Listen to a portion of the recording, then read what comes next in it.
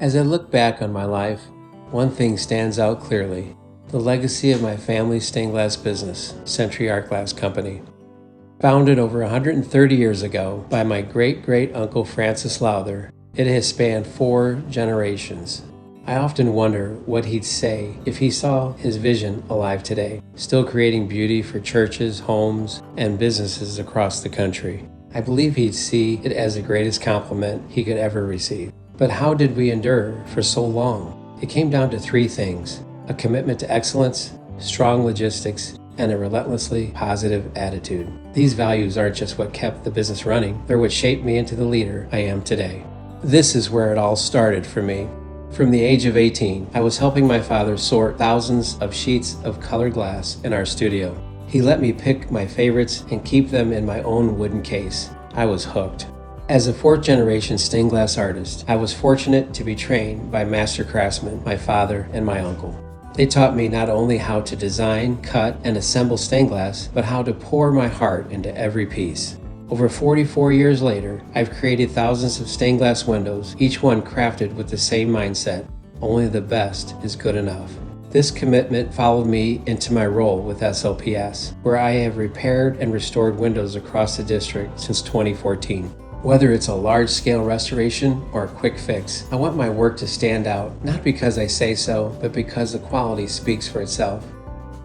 What most people don't see behind the art is the machine that keeps it running: logistics. Running my own stained glass studio meant I wore every hat: marketing and advertising, creating brochures and directory ads, handling sales and customer communications, estimating projects and managing complex budgets, writing contracts and invoices, designing every window and scaling every piece to full size, and managing a team of 9 employees. I learned early on that being a great craftsman isn't enough. You have to build timelines, solve problems fast, and juggle resources without dropping the ball. As a leader, that same mindset is crucial. Planning well means producing well. Finally, attitude. It's the one thing you can control in every situation. I've always strived to build positive, trusting relationships with my coworkers. I know how valuable it is when a team respects each other and works with a shared purpose. Outside of work, I've spent over 13 years teaching Sunday school to children and served 3 years as an elder at my church. That experience taught me patience, empathy, and the importance of lifting others up, a lesson that goes far beyond the workplace. The stained glass business taught me more than a trade. It taught me how to lead. Through every sketch, every broken pane, every early morning and late night, I built my life on excellence, logistics, and a positive attitude. These aren't just values to me, they're habits forged by generations before me.